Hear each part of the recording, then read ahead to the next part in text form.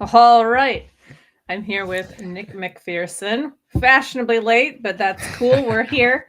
Um, so I'm going to start with a quick intro. So Nick McPherson, he is primarily a husband and father, but also an award-winning author, fantasy nerd, and video game enthusiast.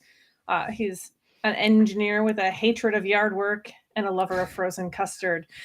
He splits his time between his lovely home in Cleveland, Ohio, and his wonderful work desk in a part of Cleveland that is prone to demonstrating. Or sorry, I'm messing that up, but yeah, in a difficult part of Cleveland. Sorry. All right. So we're here because you have re-released, if I am not wrong, a book.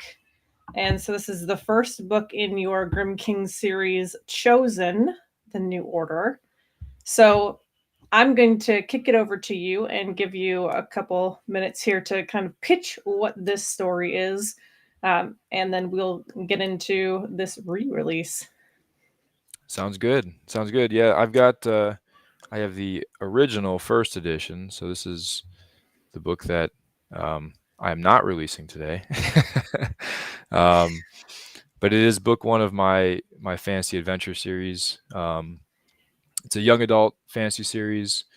If you've read Percy Jackson books, Lord of the Rings, um, Harry Potter, those kind of um, those kind of adventure books, it's aimed at that age group, but also similar to those books written for anybody who has a pulse. will enjoy these books. Um, but in book one, Chosen, um, this is the beginning to this story. So it's about three boys who are living on Earth and are being pursued for these abilities that they don't realize they have. They end up being transported from Earth to this alternate realm of Endland, where they go from electricity to wizards and castles and no electricity and no McDonald's. And it's a bit of a shock, as you can imagine. And they're also told that as they've survived this trip from Earth to Endland, they are what the Endlanders are called chosen, and these chosen um, are being tasked with defending the realm, which is again a shock to them because they're 12-year-olds who are never held a sword, don't know what's going on. It's a big kind of fish out of water at the beginning of the book. Um, so the first book is largely their transportation from Earth to this new realm, and then kind of coming to grips with the fact that they're talking to a king who is ordering around wizards and knights, and they're just trying to figure out their place and how they can, one, maybe help these people, and two, maybe get back home and back to the hospital where they were staying. So that's kind of the little spiel for book one there. Awesome. All right. So this is it's a re-release. So you've Yep. published this originally. I'm curious to know it, for a second edition, did you change content in the like what was the genesis or the decision to go ahead and re-release this book? Yeah. Yeah. It was a couple reasons. So one, I showed book one. Let's see if I got my book two. So this is book one, and this is book two, and they're both awesome, but they look so jarringly different that when I was at comic conventions or other in-person events, people would be like, "Oh, what's this other book about?" And I'm like, "Oh no, this is the second book." And they're like, "Oh, okay." Like, so the the covers were so drastically different that strangers had no idea they were part of the same series until they like picked them up and asked about them. Um, so that was the first idea was, well, I should probably make them look like they're In the together. They're same part of the family, yeah. same. Yeah, right, right. Um, at the time of release, I was just so excited to get my first book out. I was just like not thinking of things like cover consistency or theme or anything like that. It was just like, yes, I finished it. Get it out there. Um, so that was kind of reason one was like making it look together. Reason two was I've gotten a lot better at writing since since this one came out. This released in 2020, I think, maybe very beginning of 2021. Um, so it's been almost 5 years, a little over 5 years. Um, so anybody who's done anything for 5 years gets better at that thing, and uh, and writing's no different. Um, so based on feedback again from book two, from people who've read the series, they're like, yeah, I like both, but book two is like my uncle, who's a big fantasy guy, who's just like, book two is just significantly better. Like it's just better. So again, I can make my cover better. I can make my writing better. Um, and then like on a more personal note, I had an uncle who just recently passed away, but he kind of drove me to do this. I gave him my manuscript after my wife read the very very rough Rough first drafts. page. um, and I gave it to him because he worked in the publishing world as like a textbook kind of graphic design artist. Um, so I figured that he might get a kick out of this, and he really pushed me to like, he was like, this is pretty good. Like you should clean it up. You got some editing to do and pacing and blah blah blah. But kind of the core storyline, he's like, this is good. This is worthwhile. So he helped me through the whole process, which was I again in my mind I was like, I wrote this book. It's in Microsoft Word. You know, that's good enough. It's done. And yeah, it's done. Right, it's done. And he very much so encouraged me and gave me the confidence to be like, well, you could actually actually print it. You could actually get it in a book and put it out there. Um, so this is kind of a way to like immortalize this first cover. There's only a couple hundred of these out in the wild.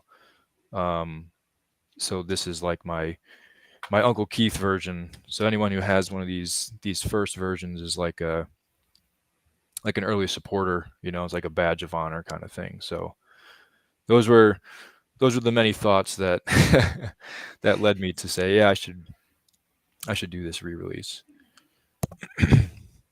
Awesome. So it sounds like the original draft you said, I think 2001. Did I get that Yeah, right? I think it was late 2000 or mid 2001, mid When 2001. did you start? So that's when you finished. When did you start writing it? Uh, I It's been a started. while. It took a long time. Um, I started in probably 2013, 2014. Um, I was out of school. I was at the time engaged to my now wife, who was in grad school. Um, but her school was on the weekends, so I'd work during the week. I'd go see her for the weekends, but she was in class all day. So for me, that was great. I could play Halo for hours and hours and hours and hours and hours, and I could play some other game for hours and hours and hours. Like I said, I'm a video game enthusiast, um, but I actually got bored with that, which surprised me.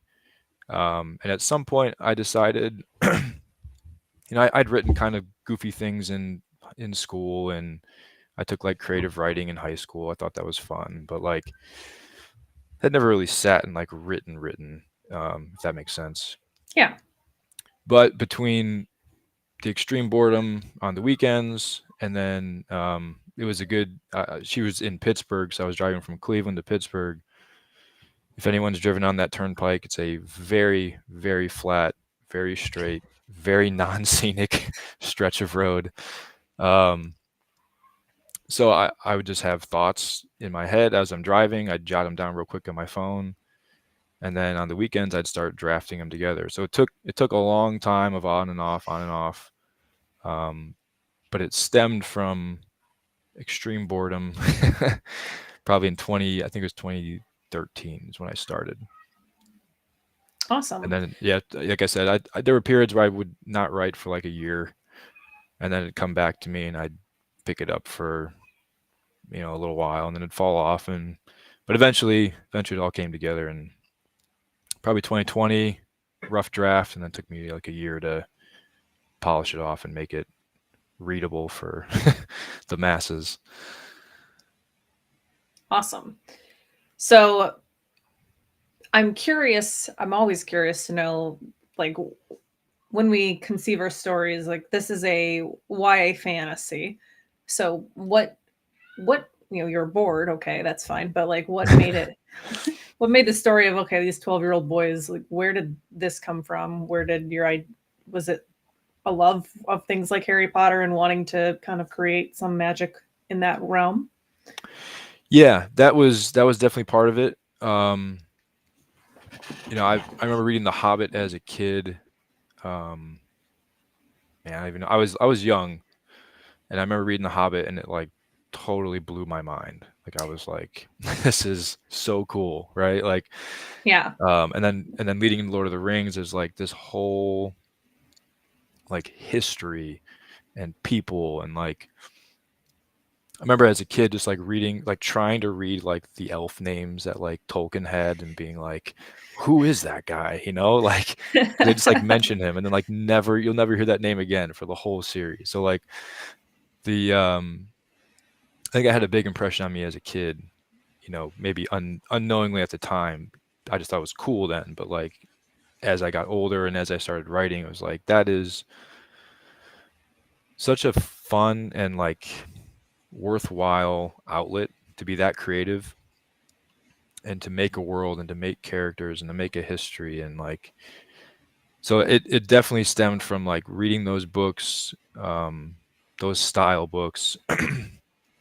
And then I think I found the idea of crafting like making the map. Who lives here? Oh, for them to live here, they probably have to have these guys over there. And then why do these guys hate each other? Why do they like each other? Like that was like intoxicating. It was so fun to make this huge world. Um, so that was definitely part of it. And then I think as I got closer towards the finish line, kind of subconsciously, I remember reading those kind of books as a kid and being so um, just so in love with reading. And I read those books. I remember reading a bunch of books. I've been trying to find them. I can't remember the names of them, but there was like a bunch of like Knights of the Round Table books. Um, it was like their adventures, but like written, more for like a teen audience. Um, the Crystal Shard series by R.A. Salvatore. All these just like big adventure, um, you know, books for guys kind of thing. Yeah. And towards the end, it didn't start out that way, but towards the end, I kind of realized I was writing like a book to my past self, if that makes sense. Like just things I liked. I liked the wittiness of Percy Jackson. I liked the grandiose world and history of Lord of the Rings. I liked just the adventure and the nonstop action of all the R.A. Salvatore books. So that kind of seeped in subconsciously. It wasn't initially written like I'm going to write a guy's book, but I think just me writing it, it was like, oh, this would be cool, like Yeah. so it was almost written to my past self, if that makes sense. Well, That's it kind sounds of like how it. you drew a lot of different influences and created Yeah. something, a composite of that. I think a lot of us writers, come up with this our own interpretation of the things that really we loved about different stories. So build that into your story, hopefully, if you've done it well, I think. Yeah. Yeah, definitely. All right, so you've mentioned that the genesis for trying, so the original book was out. uh you've gotten the second book out, you've been out into the wild with it, right? And you're Hmm. getting feedback that, oh, well, these don't seem like they're in the same family of story. um so from the time that you decided, okay, well, maybe I'll go back, I'll do the cover or redo the cover, and I'll, make some changes in here to improve the actual story. How long did that process take you? Um, so it started trying to think. So book 2 came out in January of this year. Um, right before my youngest daughter was born, which was that was the part of the plan, was to get that out before the baby came, because I knew once the Yeah. baby came I'd have no time. Um, which proved to be I'm the feeling case. that clock right now. Yeah, I'm feeling that clock right Yeah. Right, right, right. now. Yeah, how far along are you? So I am, what is it, like more than halfway now, 22 weeks. Yeah. Nice. That's awesome. Yeah. That's awesome. That's so cool. Um, yeah, it definitely hit me where after post baby, I I didn't write much for probably 4 or 5 months. Um, just the sleep Yeah. deprivation. It's like sleep or write. I'm gonna sleep. Yeah. um, so I guess after the book came out, I had in my head kind of made a crossroads. Like, do I continue book 3 and like continue the series, because it'll be probably 5 when the whole thing is said and done. Hmm. Um, so I was like, do I go and keep pushing the series, or do I take time now, go back, kind of like I said, get the consistency for the covers, clean up the writing, and then go down number 3. And I found that with the baby, it was easier to go back and edit and clean up, because I could kind of do that more leisurely. Yeah. Um, I think being creative requires way more brain power than sometimes we think it does. So the new ideas were not quite flowing in my sleep deprived state. But I could go back and edit. I could read and knock out a page or two before I fell asleep at my computer desk. Um, so I kind of made the decision, probably a couple months after she was born, when she started actually sort of sleeping consistently through the night. She'd get like 4 hours instead of 2 hours, kind of thing. Um, so somewhere in there, I decided, yeah, I think it'll be easier to do this. I can do this re-release. I can be continuing my series without having to be super creative, and when I honestly didn't have the juice in me to to be super creative at that time. She's 10 months old now, so I she sleeps pretty good through the night. The creative ideas for book 3 are definitely flowing more now, which lines up really nice with the re-release. Um, so yeah, it was earlier this year, probably March, April timeframe. I was like, yeah, I should probably go down this route before continuing for book 3. Yeah, that makes sense. Yeah. Yeah, I've seen the new cover and it's beautiful. It definitely has that. It keeps the spirit of the original, but also in that same styling as the second one. So I can see how that will help unify them for sure. Yeah. Um, I'm curious as far as your experience. So that you got this now 2 books out of your series. It seems I'm curious to know all authors how they feel like the reception has been between like the first book, the second book. What have you learned along the way as far as getting yourself out there and getting this in people's hands? Yeah. Yeah, that would probably be a fourth reason, if I thought about it. My first book, again, like I said, I was so excited. I was like, I wrote this, got the cover art, I released it, and I was like, all right, here we go. Thousands of Everybody's gonna readers, come. right? um, that doesn't work. Um, and I'm not really a social media guy. I think most authors probably struggle with the marketing side of things, because we're generally introverts. Some of us are more extra than others, but so I didn't really have like a social media presence. I had no marketing plan. I had nothing. I was just like book release done. Here comes sales and praise and That'd be great. it's coming. It's coming. Um, so that was definitely a learning point for my first go around was yeah, you got to have a plan. You need to have a presence on, in the author space, in the reader space, in, Instagram. I just started TikTok this year. I Oof. don't quite get it, but I kind of just post the same things I post on Instagram. I don't know. Um, but yeah, the whole marketing side thing was something that I didn't even consider. It was just like write the book, release the book, done. Write the next book, release the next book, which is not the case. It's not how it goes. If you want people to actually pick it up and find you, you got to be present on all sorts of social media stuff.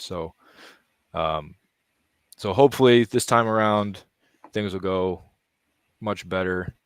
The first go around, it was like a lot of family and friends, and then you get like the random buyer who gives like a nice review, and you like almost fall over in your chair. So those are nice. Those are Yeah. nice. Um, but but yeah, the first round was no marketing, heavily relying on friends and family. This time around, I've got more of a presence here on Twitter or X or whatever it is, Instagram. Like I said, I'm on TikTok. I don't know what that exactly does, but but but I'm on more stuff. I've got my website up. That was the other thing. I had a website. It was super crude and buggy and not at all very seamless. So my website's better. Um, I've got so many different things that I've learned over those 5 years that are now like in place and sort of established. Um, all of that hopefully will lead to a successful re-release here. Yeah. So aside from social media presence, have you tried and obviously talking to me, like what else have you tried to hype the re-release? Has it mostly been just posting about it on social media? Have you tried to like do a an arc type thing, or like I'm curious to what lessons Yeah, you learned to launch a release. yeah. I've definitely been more active on social media. Um, Between book one and book two, I started doing comic conventions, so like in-person events. I found those to be really helpful. Just one with practicing talking about your book, which again, as introverts, is hard to do sometimes. Um, but if you're at a convention, you're kind of forced to try and talk to people, which is which has been very helpful. Um, I still have not figured out the arc, the timeline for when to Yeah. start. Like, so for book one, again, I didn't think about it. Book two, I like realized it like 2 weeks before release. I was like, this is probably too late to do like an arc promotion. I tried it and I got like a person who then read it and then ghosted me. Um, and and then this book similarly, um, probably probably early October. So it went from 2 weeks to like 4 weeks of thinking ahead, but still that's probably not enough time. So I didn't even try to do arc readers this time. Book three, I'm determined to make book three successful for getting a arc plan together. Um, but I'm still figuring that part out too.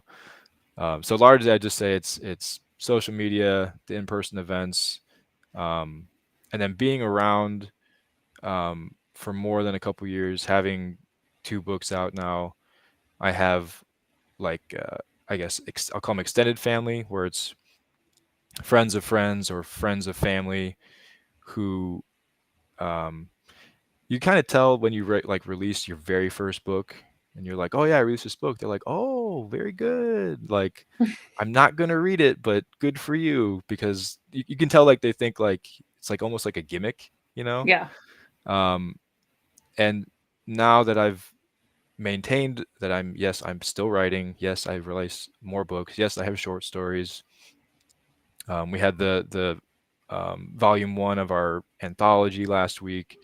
So like the people that are kind of on the fringe and being like, oh, okay, cool, yeah, he's a writer, like sure. Now are like, oh, like how's that book? Is that re-release coming out? So like I can tell there's like more like the sphere of influence is growing, if that makes sense. No, Um, I get it. Yeah. yeah, people are not as skeptical as to me just writing some book. Like they're like, oh, this is I'm interested now. You must be serious about this to still be trying to write books and release them and all that. Um, so so that's been a cool kind of side effect of the long term writing process. Also, is seeing more people interested and kind of taking it seriously. Yeah, for sure. And I'm as you get more books in your series, it seems like more people are like, oh, okay, like you're actually moving forward, progress, you know. But Exactly, I tell you what, I exactly. tell you when you finish it, that's when people really are like, okay, I Right. really trust you now. I'm excited for that moment. I'm excited for that moment. So I'm always curious. It sounded like when you were describing how you started writing, you seemed to come from it almost from the world building first perspective, where you were building the idea of like, what does my place look like, who are the individuals involved, and like how do they interact with each other, and you're setting up this kind of politicking. I love to know how different writers have a process of coming up with stories, developing stories. um, so is that true for you, that you're a little maybe more in the world building first, or how do you form your story ideas and turn those into books? Yeah. So it definitely was a big part of getting that first book together. I had I had like general ideas like where I wanted it to go.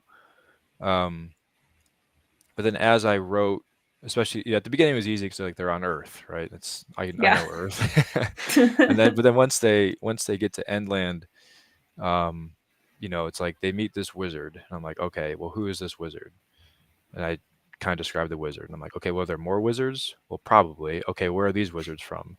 So like, so I would kind of write until I got to a point where I was like, who is that? Or what is that place? And then I would take a break from writing and go to the world building and be like, okay, yes, there's more than just one wizard in this whole place.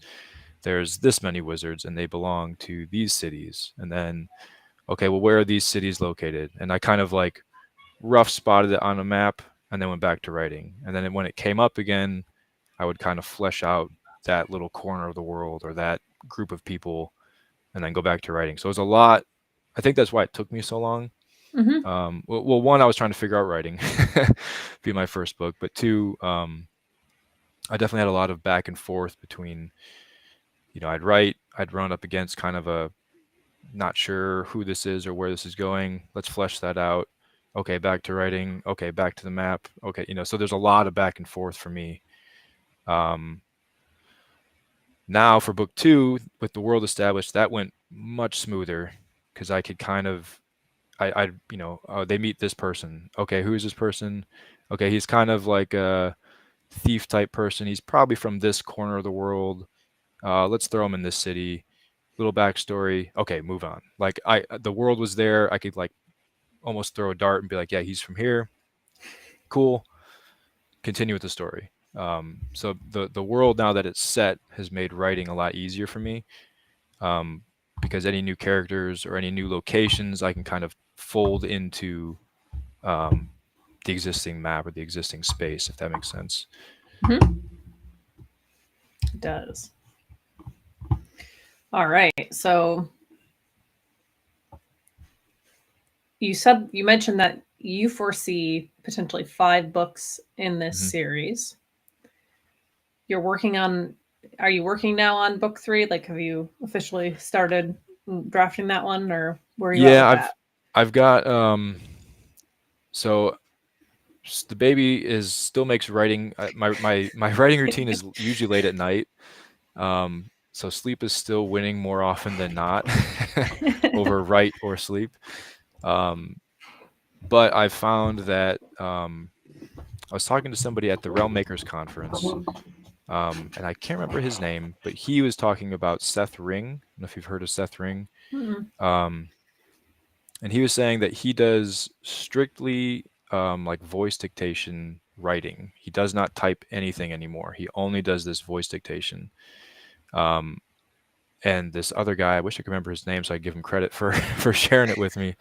Um, he said that he's tried it since, and he really likes it because he feels that his brain, as it's coming up with ideas, can speak them and stay like in the flow state a lot faster than thinking it and then having to type it out. So I've been trying kind of like voice memos on my commutes to and from work if I'm not too tired in the morning yeah. or too drained from the workday. So right now I have a bunch of like voice notes that I've done for book three, which are just, you know, 20-minute ish kind of train of thought sessions. They definitely need cleanup and editing, and I'm sure not all my dictation made it cleanly into the voice memo. So I'll have to go back and figure out what the heck I was actually saying. Um, but that's been my start, I guess, for book three. So I have begun that in a loose sense, but nothing. I don't really have chapters or like a format set up yet. It's just kind of ideas that are popping in my head. I just start talking about them to myself in my car on the way home from work. At least you're recording it. I do that, except on a bicycle Nice. around the neighborhood, just talking to myself. Yep, yep, yep. Yeah, something about I have an uncle who he just does like blog stuff. Um, but he says he has always has ideas when he's hiking. Like Hmm. so there's something about like moving and being by yourself. I guess I'm not really moving, but I'm in my car moving. Yeah. um, but something about moving and that like it I don't know, it triggers something because your brain starts just churning out random ideas. I've had so many ideas where I'm like, I'm at like I'm stuck, and then I'll either like go work out or just driving on my commute, and it'll like pop in my head, and it's like, oh, duh, like of course that's it, and like out of nowhere though, it doesn't make it's so random how that happens. So if you're looking ahead as far as where you're going next, I'm curious what that looks like. Like you said, your baby's getting older now. You've been doing these cons. Are you going to keep doing that? Like what does the next year look like? Yeah, yeah. So so I have a couple conventions coming up. I just snuck into the Motor City convention, which is next weekend, or I guess this coming weekend, Friday. Good job. Friday, Saturday, Sunday. Yeah, I got a note or an email from them last week. They're like, "Hey, we have a table," and I was like, "Oh, 2 weeks before, okay." Like, I guess I could scramble and make that work. Um, so I'll be up there, and then I have one in Columbus, Ohio, in December. And then I think I'll be doing the Cleveland one again next year in March. So I'm definitely going to keep doing those. I found those to be, um, well, one good for getting sales. Um, I've found that between that and Amazon, it's way easier to sell in person than to try and Hmm. convince someone to go on Amazon and buy. Um, and it's more profitable to sell in person than to sell on Amazon. Um, so definitely going to keep doing those. And then the goal is to hopefully have book three drafted sometime mid next year so that I can release it, this time next year. Um, hopefully that turns out. Kids often throw wrenches into those plans. Life um, happens. life, yes, yes, life happens, life happens, and the kids make sure it happens a lot. So that's the loose plan. Um, but we'll we'll see how it goes. Like I said, the first book took me forever. Book 2 took me about 2 years to write. So I'm hopeful that maybe I can speed that up just a little bit more. Do book 3 in a year and a half or so. Um, we'll see. We'll see how it goes. I try not to set too strict of deadlines so I don't go crazy and like lock myself in the basement while my family's upstairs. Because otherwise, if I do that too much, then I like for the re-release this weekend, I was just like editing. My wife's like, dinner's ready. I'm like, oh, it's dinner time, like so, so I have to make sure that I keep balance with my family. Um, but hopefully next year, this time, I'll have book 3 to talk about. Yeah, that'd be great. All right. So I'm going to give you an opportunity, if you want to read from the book, if you would like to. Sure. Let's see. Actually, let me see if I can bring up. Lucas says you're a stud, by the way. Yeah. Who said that? it's Lucas Clay.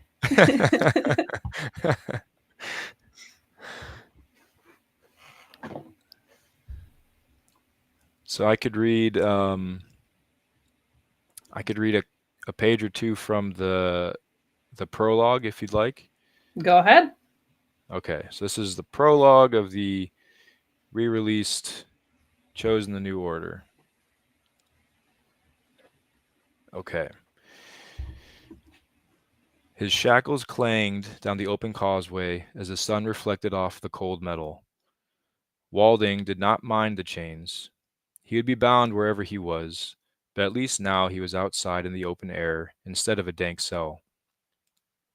The armed guards stationed on the walkway watched him warily as he shuffled by, and his 4 escorts already had their swords drawn.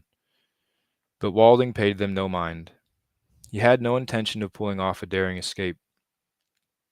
The new king and the high council would have their trial, fair and just, and judgment would be handed down. And whatever the outcome, Walding was prepared to accept it. The world had seen enough violence at his hands without him adding any more to it. He looked out between the guards on his left to see the sea. Glittering reflections of sunlight caught the thousands of waves that washed toward the shoreline, as if they were coming to see the verdict themselves. The water slammed hard into the rocks below and crashed upwards, misting above the edge of the defensive wall that they walked upon, which wrapped tightly to the shoreline and ocean below. It was built in among the rocks centuries ago, when the tenure of Lord Trilgrand himself, when the city was hardly more than a large village. Walding could see the split ahead, where the wall veered onwards to wrap the whole of the city, and inwards to divide the castle grounds from the commoners. He could already see the grandstand along the inner wall, where commoners and prestigious citizens could see him all the same. It was there his fate would be decided and his sentence carried out. Walding felt the drops of the salt water against his skin from the crashing waves, cooling and evaporating in an instant from the breeze and warm sun. It put a painful smile on his face. He glanced back at the somehow pristine white stone of the castle. Its grand arches bounced around the structure like decorative sashes on a wedding gown, dotted at each arch's apex with the light blue banners of the capital city. Endland's diamond was only a slight exaggeration. The castle was gorgeous, and the colors matched a gemstone's reflective nature. The sun shining off the white stone and blue banners gave the whole of the castle the illusion of a soft glow. Another cascade of waves hit hard on the shoreline and erupted upwards, reaching the walkway's rail and sending a small shower sprinkling on them. Walding thought in the back of his mind that perhaps Enlil was shedding a tear for him. Would the realm miss him so? A quick jerk of his chains pulled his attention back to the past split that they had nearly reached. The inner castle wall they took sloped down before reaching the grandstand. A small elevated platform stood atop the gate to the castle. A great many more guards awaited him there, armed with 2 short swords on their hips. They were clad in the blue armor of the city, with the white crown, blue heart emblazoned on their chests. At the center of the stage stood the new king, Lobrin Sarn, in his white and blue cloak, with a golden crown of wheat wrapped tightly to his brow and around his well-kept black hair. Next to him stood the head of the High Council of Wizards, Counselor Supreme Petrovinos Morgadello. Walden couldn't help but smile. His blue and white robe looked too big for him, as it always did, and only thin highlights of gray stroked his temples and short beard. Most of his otherwise light brown hair was concealed beneath his large, dark blue hat. Vinos was certainly young for leading such a group, but if there's anyone who is capable of stepping into such a role, it was his friend. Should I keep going, or is that good? I think that's good. Thank you. Yep. Awesome. So, with that, where can people find you if they're interested in following you, buying the books, everything like that? Yeah. So I'm on X, Instagram, TikTok, like I said. I have Facebook, but I don't hardly ever use it. I probably should get rid of it. You can find me on my website, www.mcphersonwrites.com. And then my books are available on Amazon right now. I'm working on setting up a bookstore on my website. By working, I mean I have an idea to set up a bookstore on my website. But for now, everything's on Amazon. Awesome. Well, congratulations, Nick, for getting your book edited and re-released with a little baby. That's in itself a feat. Thank you. And I am sure that you will see success with that. So thank you for coming and joining me. Yeah, thank you so much for hosting, and I apologize again for being late. I fell asleep snuggling, so I apologize. Oh, there's a question for you. So before you leave, Yeah. he's curious how you managed the anthology story while you had the baby. Oh, yeah. I believe that was a weekend where I requested of my wonderful wife a couple hours Friday and Saturday night of uninterrupted time where I could focus on it. And being the amazing wife she is, she obliged. So I wrote the story, like I said, I think it was 2 nights, and then I kind of edited as I could the next couple weeks. But largely that story came about pretty quickly, which surprised me and I was very grateful for. Yeah. Awesome. All right. Well, thank you. I'm going to go ahead and end the stream, and I'll